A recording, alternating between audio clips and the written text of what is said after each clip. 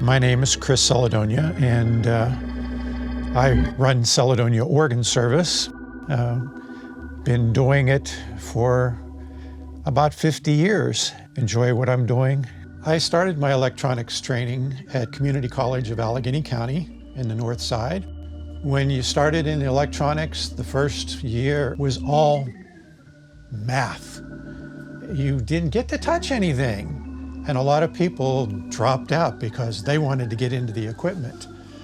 Then they started you off on radio, because radio had low voltage circuits, high voltage circuits, audio, and control. Then you went into television, then you went into digital. And digital was just starting to come out. So I got into it right at the right time. After the 2.5 years, I decided to continue it. A friend of mine had a music store and I started working on equipment there. And then I got with a Hammond organ dealer. After working with them about 2 years, I enrolled in the factory training right in Chicago at the Hammond Organ Company. At those schools, if you asked the instructor something that he didn't know the answer to, he just picked up the phone in the classroom and talked to the guy that designed the circuit. So you got your answer right then and there. I got my certification in 1979 and continued working. I became certified with Kimball and Wurlitzer and Yamaha and Roland and Technic, and it just kept on going. Over the years, I've been doing this such a long time that I'm lucky enough to meet some of these famous people. Over here, we have a picture that I got and I sort of treasure. It's with the late, great Joey DeFrancesco, a Grammy-nominated jazz organist, when I went to see him down in Washington, D.C. The picture you see here is Don Polito and I when we went up to see the fantastic jazz organist Tony Monaco from the Columbus area. So after being a tech all day, I'd go home, eat a quick dinner, and then 6 days a week I was in people's homes teaching from about 6:30 till 10 o'clock, teaching organ and accordion, which I played since I was 4 years old. Kris Celedonia, thank you so much for joining us today to honor the late Don Polito.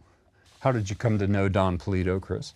Well, back in the early 70s, I was working for a friend of mine that had Pete's Music Center in Bellevue, and Don had his place right on Sheridan Avenue. And we knew of each other because sometimes when something came in for repairs and it really wasn't in our wheelhouse, we would take it over to Don, or Don would stop over our place. And the same thing if he ran into something that he was a little uncomfortable, we'd work back and forth. It wasn't a competition. We just got along, everybody fine and dandy. Kris, what's an example of something that might have been in your wheelhouse, but a little less so in Don's? Well, Don was more of he liked the older equipment, the tube equipment, the antique equipment. That's what he loved. That was his passion. We were a warranty center for so many of the current companies, and things were going digital, and Don just he didn't have the training for that. And so instead of trying to muddle through things, we would work together. He would take the older stuff and we would help with the newer. Kris, you watched some of the videos of Don performing at the Hammond organ here at this studio that you had serviced prior to my meeting Don. And you might recall that I emphasized how much Don just seemed so interested in digital recording. As you say, he had not been trained in that era, but I've heard this from my other studio owner friends where Don did service.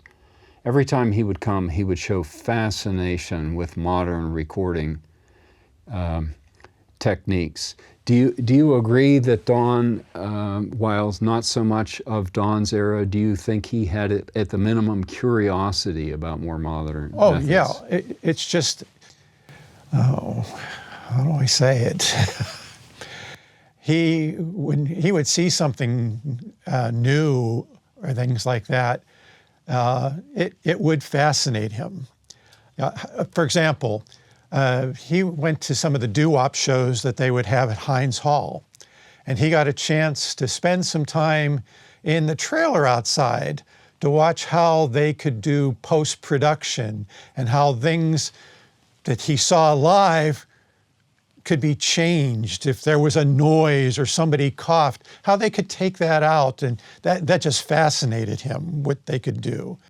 Kris, do you agree that while Don's comfort zone and even zone of expertise was mid-century vacuum tube-based analog equipment, do you agree that Don showed interest in stuff even that he didn't necessarily train in, but that he found it interesting? Yes, I mean, he was always into that. I mean, I think when he was done for the day and went home, he wasn't one to sit around and watch TV. He was always on the schematics and reading books. He always wanted to keep up with things. I keep saying the word fascinate, but it did. He loved that. Would I be right that Don, somewhat unique among Hammond organ technicians, that Don was really a creative player, not just a technocrat, but really a creative player? He was a fantastic player. Don had a large collection of Hammond organ albums from all the different, like Jimmy Smith and Groove Holmes, and he could mimic those. And so he would say, well, I remember on this album, this gentleman did this, and this is how I did that. And he had a fantastic ear. He could mimic those. So his playing wasn't just one sort. It was a mixture of all these together. Plus, his dad played too. And so I think that's where it started. But Don just loved it, and everybody loved to hear him. I remember he used to play at the Pines restaurant in the North Hills. And every Saturday we would look forward, and it was the same group that came all the time. He would fill the place up to hear him play. You know, that was one of the highlights of the week, to go and see him. When you watched Don play, even if you weren't listening, or even if the audio was somehow turned off, but when you watched Don play, what do you see? It's just like he went into another world, you know, and like when we saw the video that you took there, that smile and that little laugh, and he just went off onto his own. He was so comfortable. Just everybody loved him. My wife, Deanna, not a musician, but skilled at watching other musicians. She uses the term when she watches the video of Don.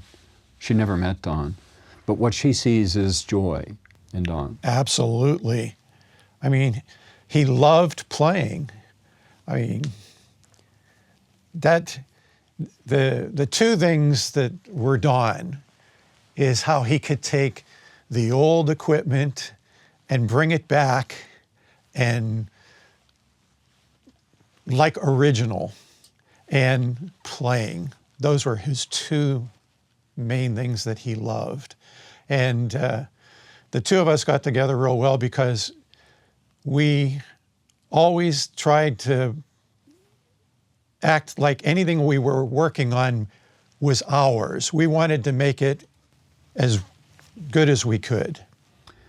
That speaks very much to why you were so quick to gain my trust when you would visit my studio and examine my equipment. I think you did convey that personal investment in doing it right. And I would say Don did the same. When you treat it like your own, there's no excuse for doing it wrong. I mean, my dad, when I did some work for him early on in an altogether different industry, he would say, well, this is the way you do it. And I would, but Dad, I can do it this way faster. I'm not your dad now, I'm your boss. You do it the right way first. You don't have time to do it over again. And I think Don and his dad worked the same way. You do it right the first time. It took me a while to learn. I mean, Don was a fairly social cat. For somebody who wound up in a business maybe known for attracting persons that were a bit loner-ish, pocket protector wearing. I mean, he was a pretty social dude. He loved, when people would bring stuff into him, I mean, I don't think people realized he would do so much work because it was a passion of his that I don't think he ever charged for all the time that he put in, because he wasn't going to take any shortcuts. He wanted it to be that way, and he would spend hours and hours. And I don't think the people realized how much time in that he would put into projects simply because that's what he wanted to do. And he was always at his store. I mean, he'd work all day, and I'd be done for the day and going home, and the lights are on. Even though the close sign was out, he was still working, always working. I would take a guess that you also were guilty of not always charging for every minute you invested in the customer's job. Well, a lot of my customers were elderly customers, or you'd see people where you didn't think they had two nickels to rub together. And so we both did a lot of charity type work. You know, you look out for the customer. Kris, what do you miss most about Don?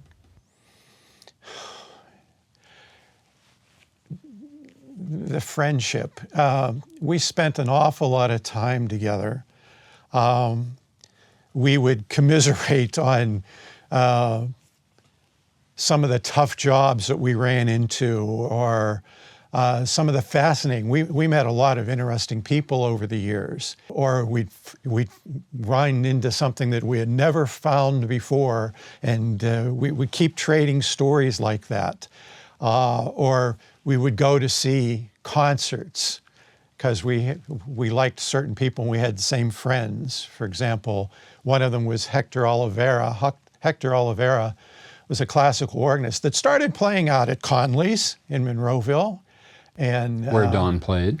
Don played at a couple different Conley's motels. And we'd like to go to his concerts.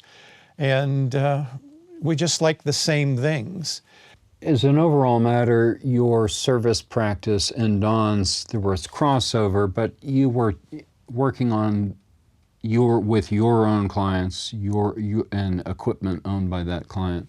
Were there times that you worked on the very same project together? Absolutely. We would go out on some of the larger church instruments where it was a pretty involved job, and you needed two people. And there was never, like if I was busy, I would send Don customers. When Don was busy, he'd send my, it was never a competition. Just everything worked smoothly. I don't think we ever had an argument in all the years that we were together. We just worked very well together. Is there something that, in your opinion, is incomplete if we don't get into it? Any thoughts on that? Well, toward the end, Don really enjoyed and talked a lot about his grandchildren, the family thing. As soon as he would mention them, his face would just light up. He really enjoyed it. And I don't think I have one negative thing that I could ever say about Don. And I really miss him. He was my best friend in Pittsburgh, and really, really miss him. It's going to be hard to replace somebody like that. I'm sorry. Beautiful. It was beautiful. It was beautiful.